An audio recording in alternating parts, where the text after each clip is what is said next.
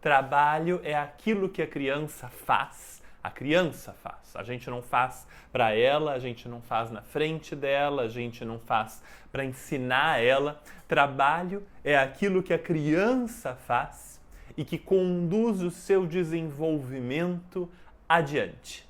A gente pode chamar de trabalho, por exemplo, o esforço de um bebê para começar a andar. A gente pode chamar de trabalho o esforço de uma criança um pouquinho maior para subir uma escada, ou um pouquinho maior ainda para vestir uma roupa, ou para dobrar uma roupa, ou para lavar um prato de louça, ou para se servir de salada, ou para cortar uma fruta, ou para ler uma pequena frase ou um pequeno texto, ou para fazer um cálculo matemático, ou para discutir com dois amigos ou com um irmão se alguma coisa está certa ou está errada, se aquilo é justo ou se aquilo é injusto, se eles se envolvem numa discussão séria sobre o assunto, ou a gente pode chamar de trabalho o esforço de um adolescente para aprender a tocar violão, ou para conseguir construir alguma coisa com as mãos que ele acha interessante, ou para programar um jogo de computador, ou fazer uma animação, ou fazer um vídeo para YouTube, ou a gente pode chamar de trabalho também, no caso do adolescente, a leitura da biografia de alguém que ele admira, um grande artista, cientista, esportista, alguém que historicamente é importante, ele admira muito, ou o esforço de um adolescente para decorar as falas de uma peça de teatro, ou o esforço de um adulto no seu trabalho, no seu treino, na sua formação, para exercer o seu trabalho com a mais alta qualidade, a repetição do esforço em todos esses casos também é trabalho. Então, quando uma criança sobe a escada várias vezes, quando uma criança mais velha discute o mesmo assunto de novo e de novo e de novo e de novo, a questão da justiça, 10 vezes, e o adolescente por 15 vezes toca a mesma música no violão, ou o adulto refaz o mesmo bolo que ele vende no restaurante, 10 vezes a repetição do esforço também é trabalho. Mesmo que este trabalho não tenha nunca um efeito exterior. A criança pode discutir se é justo ou injusto, se é certo ou errado fazer X ou Y por horas e não fazer, e mesmo assim aquela discussão foi trabalho, porque contribuiu para o seu desenvolvimento. A criança bem pequena pode se servir de alguma coisa, vamos dizer de uvas, com um pegador, e aí depois ela devolve todas as uvas para a tigela e se serve de novo e devolve todas as uvas para a tigela e não come as uvas, e aquilo é trabalho. O adolescente pode ensaiar infinitamente uma música que ele não tenha, não se sinta confortável para tocar em público, e aquilo ainda assim é trabalho. Porque o trabalho não necessariamente tem um efeito no mundo exterior. Alguns trabalhos têm, mas outros trabalhos têm um efeito no mundo interior, na exploração da sua própria capacidade de movimento, de pensamento, de emoção. Fazer o trabalho e então levá-lo para o mundo são dois trabalhos. Então, uma criança que aprenda a cortar mamão ou a fatiar banana, e depois ela sirva essa banana fatiada para as visitas ou para os colegas de sala, está fazendo dois trabalhos. Um trabalho é aprender a fatiar banana, o outro trabalho é aprender a servir os colegas. A mesma coisa para uma criança de 8 anos de idade que esteja discutindo se é justo ou injusto que a fila para o lanche seja feita todos os dias em ordem alfabética, porque o nome dele é Renato e ele está cansado de ficar no final da fila. E aí ele discute isso vários dias com os pais dele, ou o irmão, ou os amigos, ou taranã, e ele nunca faz nada com isso. Tudo bem, isso é trabalho. E se ele vai para a escola e ele propõe uma mudança para os colegas e propõe uma discussão ou um abaixo-assinado, aí são dois trabalhos. O primeiro trabalho é a reflexão e o segundo trabalho é a proposta. E se o adolescente toca uma música 500 vezes no violão, até ficar boa a música. E aí ele decide que vai tocar para os colegas na escola, numa feira de ciências ou de show de talento, ou no final da tarde vai levar o violão para tocar com os amigos ou vai convidar os amigos para a casa dele. São 2 trabalhos. O primeiro trabalho é a música em si, é o ensaio, é o aprimoramento daquela habilidade. O segundo trabalho é o esforço de se expor diante dos colegas, de ser vulnerável diante dos colegas. Como adultos, nós precisamos ter um olhar profundamente generoso para entender a importância do trabalho da criança, do bebezinho, da criancinha, da criança mais velha, do adolescente. Porque a vida deles depende deles conseguirem trabalhar. A Maria Montessori dizia para nós que a atividade individual é o fator singular, ela dizia, que estimula e produz o desenvolvimento. Quer dizer, é o fator. Não tem assim 20, 30 fatores, não. É a atividade individual. Todo o resto que nós conversamos, toda a preparação necessária que nós conversamos, serve para criar um ambiente onde o trabalho seja possível, onde a criança se sinta segura, se sinta querendo trabalhar, sinta que se ela errar vai ficar tudo bem, então ela pode fazer coisas novas. O trabalho, a atividade individual, é o fator singular que estimula e produz o desenvolvimento do bebezinho ao adolescente tirando carteira de motorista. Em todas essas fases, é a atividade individual que estimula e produz o desenvolvimento. Pois bem, por que acontece assim? Qual é a motivação intrínseca, quer dizer, qual é a motivação dentro da criança, do bebezinho, da criancinha, da criança mais velha e do adolescente, para que ele trabalhe? De onde vem esta motivação? A motivação vem inteira do desejo de participar do mundo, de tornar-se capaz de participar do mundo, de tornar-se capaz de fazer parte da interdependência do mundo. Porque quando o bebezinho é muito bebezinho, ele só depende, ele só recebe. E conforme ele vai crescendo, ele consegue receber, mas também dar. Ele consegue escolher quando receber e quando não receber, o que dar, para quem dar e quando dar.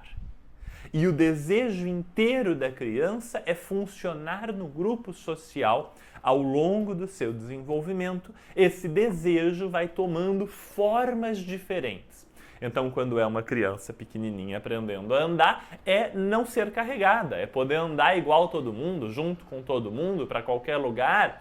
E aí depois, quando os braços funcionam e a criança consegue fazer coisas, é tomar parte naqueles esforços que todo mundo faz. Eu também quero fazer.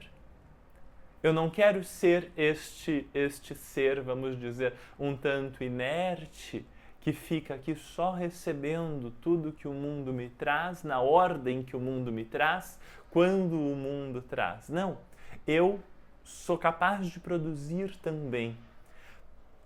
Mas, a cada fase, o trabalho específico daquela fase de desenvolvimento preparará a criança para participar do mundo na próxima fase, não daquela. Assim, ó. Quando uma criança tem 3 anos de idade e ela aprende a dobrar meias, naquele momento, a habilidade dela de dobrar meia não serve para nada no mundo exterior, não ajuda nada o mundo exterior. Aquela habilidade de dobrar meia vai ajudar o mundo exterior quando ela tiver 6, 7 anos de idade e puder fazer a própria mochila ou a própria mala para viajar ou arrumar o próprio quarto, parará, parará. Ali, aquele dobrar meias vai ser usado no mundo. Naquele momento, com 3 anos de idade, dobrar meia serve só para dobrar meia. A motivação dela é conseguir fazer o que os outros conseguem fazer também. Mas o efeito daquilo vai aparecer só lá na frente. Então, para que ela precisa dobrar meia agora? Porque quando ela dobra meia agora, ela se acalma, se concentra, se alegra, percebe que é capaz de esforço, percebe que é capaz de aprendizado e percebe que é capaz de fazer o que os outros também conseguem fazer. Então, dobrar a meia aos 3 anos tem um efeito interior. Discutir a justiça da fila aos 8 anos de idade vai fazer com que essa criança seja uma pessoa mais justa, mais capaz de participar do mundo e de tomar decisões justas para a coletividade? Vai, lá na adolescência. Neste momento, o que ela está fazendo vai ter pouco efeito no mundo, mas tem um efeito enorme no desenvolvimento do raciocínio moral dela mesma e da capacidade dela de dialogar com os outros sobre aquilo que ela acha certo ou errado, de refletir sobre essas coisas e tudo mais. Então, na fase em que o esforço ocorre, os efeitos dele são interiores, quer dizer, ele serve para produzir desenvolvimento, para que a criança seja capaz de construir um ser humano. Na fase seguinte, ele vai servir para ser aplicado no mundo de verdade. Por causa disso, por causa da tamanha importância do trabalho, a gente precisa saber apresentar, convidar a criança para o trabalho e preparar um ambiente em que o trabalho seja provável, em que a criança tenha vontade de trabalhar, tenha com o que trabalhar. Então, se a gente estiver pensando no ambiente de uma criança até uns 6 anos de idade, a gente pode pensar no ambiente físico para trabalho e no trabalho físico. Então, nós vamos convidar essa criança para dobrar meias, nós vamos convidar essa criança para se servir de uvas, nós vamos convidar essa criança para colocar as roupas no varal. E essa criança vai participar conosco desde que essas coisas sejam todas acessíveis para ela. Não dá para ela fazer as coisas se as coisas forem grandes demais, pesadas demais, desproporcionais a ela, né? Pensa que uma criança não tem a mão do tamanho da tua mão. Ela não tem o corpo do tamanho do teu corpo e nem com a força do teu corpo. Então, uma jarra de adulto para uma criança de 3 anos é impossível. Às vezes, um prendedor de adulto para uma criança de 3 anos também não dá e ela precisa de um prendedor miudinho. Às vezes, ela pendurar a camiseta dela é muita coisa, é muito grande. E aí ela pendura as cuecas, as calcinhas, as meias, as coisas menores, porque é mais proporcional às mãos dela. Talvez ela consiga, por exemplo, pendurar as suas meias, mas não consiga pendurar as camisetas dela, porque as suas meias são mais proporcionais a ela do que as camisetas dela, no esforço de pendurar. Depois ela vai conseguir, mas talvez no começo ela não consiga. Então, a primeira atenção que a gente dispensa ao trabalho deve ser dispensada a proporcionalidade. Não pode ser grande demais para o corpo da criança, pesado demais para o corpo da criança, e também não pode ser complexo demais ou longo demais. Ela não pode ser a responsável por pendurar todas as meias da casa, porque tem, eu não sei, 40 meias, né? Porque todo mundo da casa usou meia todos os dias, por 15 dias, é agora que a gente está lavando. Então tem um monte de meia para pendurar. Pois é, mas aí ela não pode pendurar todas as meias, porque a tarefa é desproporcional à capacidade de atenção da criança. E, finalmente, a gente precisa lembrar que ela se interessa por pendurar meias, Ela se interessa por pendurar meias, ela pede para pendurar as meias, ela consegue pendurar as meias, mas talvez depois de pendurar as meias, ela tire as meias do varal e coloque de volta na cesta. Nas primeiras vezes que ela fizer, talvez ela não encare a tarefa pelo seu efeito final, para secar as meias. Talvez ela encare a tarefa pela diversão da tarefa. E faz parte. E faz parte. Da primeira, da segunda, da terceira vez que a criança fizer, a gente não vai corrigir nem apontar alguma coisa tal.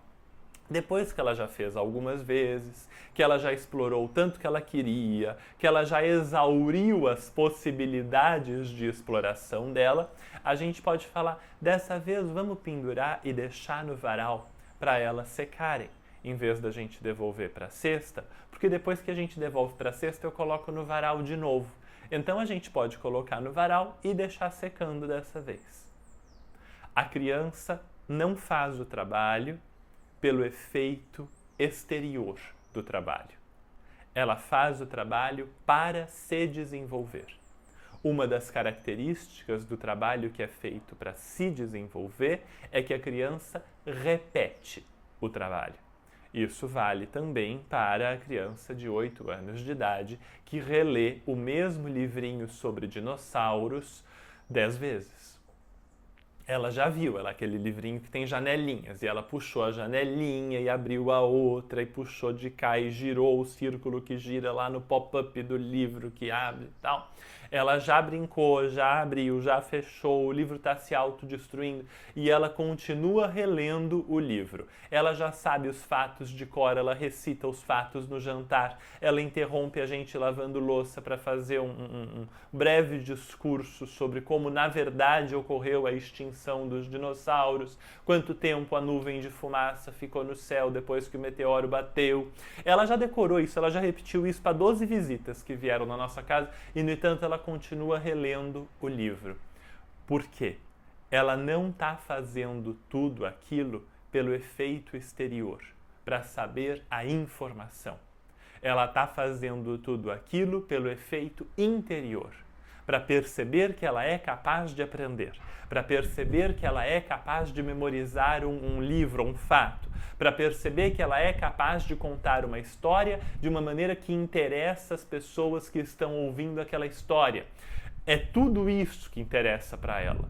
Então, ela vai repetir muitas vezes. E ela vai errar, né? A gente já falou sobre isso bastante, então...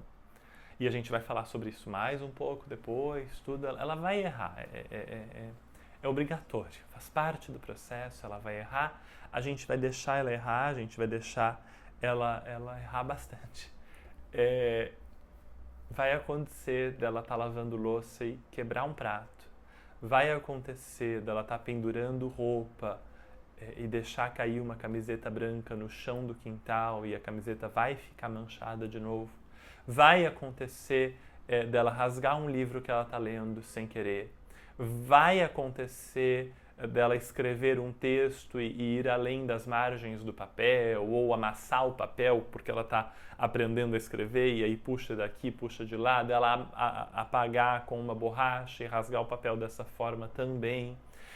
Tudo isso vai acontecer do adolescente transportar o violão nas costas com um pouco menos de cuidado do que o instrumento precisa e potencialmente danificar o violão, vai acontecer o erro no próprio ensaio infinitas vezes. Essas coisas todas elas estão condenadas a acontecer, não tem saída. O erro é parte integrante do processo de aprendizado. A Brené Brown, que é uma professora magnífica que escreveu A Coragem de Ser Imperfeito. Ela é uma pesquisadora com uma carreira brilhante.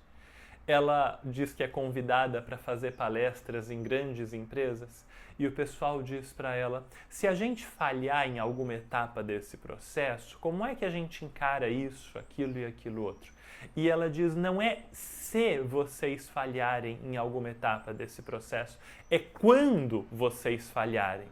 A falha é inevitável, vocês vão falhar em alguma etapa desse processo. Supor que não vai haver falha e daí ficar frustrado com a falha, está errado. Você não está entendendo como é que ser humano funciona. Ser humano, viver, funciona desta maneira. Você vai lá, você faz, você erra, você descobre o erro, você corrige o erro e aí você continua o teu caminho. Então, vai haver erro em tudo isso que a criança está fazendo. E aí o que eu preciso que você entenda e eu me sinto obrigado a te explicar nesse momento? O erro não é uma falha no trabalho. Lembra que eu te falei? Trabalho é a atividade individual que estimula e produz o desenvolvimento. Essa é a fala da Montessori. O erro não é um acidente no trabalho, na atividade individual. Ele não é uma coisa imprevista no meio daquela atividade. O erro é parte do trabalho. Ele precisa acontecer. Então, não é puxa, que pena, ele estava indo tão bem, aí errou. Não! Olha só, ele está trabalhando, ele acertou a primeira parte que ele já treinou várias vezes, aí ele errou ainda a segunda parte. Agora vamos ver o que acontece. Porque ele vai errar. Porque é parte do trabalho, não é uma falha do trabalho, não é uma ranhura, não é um... Não! É daquele jeito ali que é. O trabalho inclui o erro. A atividade da criança inclui o erro. Ele não é um acidente. Ele não é uma coisa que não era para estar lá. Ele é para estar lá. Porque é a partir da percepção do erro e aí da correção disso que a criança vai aprender profundamente e aí conquistar um sucesso seguro, porque é um sucesso apoiado na compreensão de tudo que pode dar errado naquele caminho. Não é um acidente que deu certo, sorte de principiante. Não! Deu errado, deu errado, deu errado, deu errado, deu errado, agora deu certo. Eu sei como é que eu faço para chegar até aqui, porque eu sei o que pode dar errado no caminho. O erro é a base para que o aprendizado seja válido de verdade. Ele não tem que ser corrigido. Mas algumas coisas no comportamento da criança, às vezes, precisam da interferência do adulto. E é essencial que o adulto saiba quando ele precisa interferir no comportamento da criança. Que ele saiba quando ele precisa oferecer limites, por exemplo, para o comportamento de uma criança. Porque se ele não oferecer, ela vai ficar perdida e não vai aprender o comportamento correto que ela precisa aprender no seu desenvolvimento. Já te falei antes, a gente não vai falar em impor limites. A gente só impõe uma coisa que a pessoa não quer receber. Aí a gente precisa impor. Se a gente colocar os limites do jeito que a gente coloca em Montessori, eles não são coisas odiadas pela criança. Eles são coisas compreendidas pela criança. E então a gente não precisa impor limite nenhum, mas é preciso oferecer esses limites. Isso é essencial. E via de regra, isso é uma coisa em que montessoriano falha no começo. Porque a gente acredita em um tipo de criação e educação de criança e a gente foi educado aqui nessa ponta, né? E aí a gente olha para aquela educação que a gente recebeu e diz, ruim, não serve, complicada. Vou dar outra educação. E aí a gente tenta ir para outra ponta sem entender que não está nem aqui, nem no meio. É que a gente entendeu todo o esquema errado. Não é o caminho do meio, não. É outro caminho, em outra direção. A gente está na montanha errada. A gente nem entendeu o que é limite. Quanto mais quando colocar. Então, esse é o assunto da nossa próxima aula, que é também a nossa última aula antes do aulão magnífico. Então, se você não viu todas as aulas até agora, este é o teu momento. Faça uma maratona para pegar a última aula também e se preparar para o aulão gigante em que a gente vai abrir todos os caminhos para que você tenha sucesso na aplicação de tudo que você está aprendendo nessas aulas até aqui. Tá bom? Então tá bom. Então, a última aula fica disponível para você amanhã. Se essa daqui faltou alguma coisa, se você não anotou alguma coisa, volta lá pro começo, assiste de novo com papel e caneta na mão. Tuas crianças agradecem teu esforço extra. Tá bom? Um abraço para você e até a próxima aula.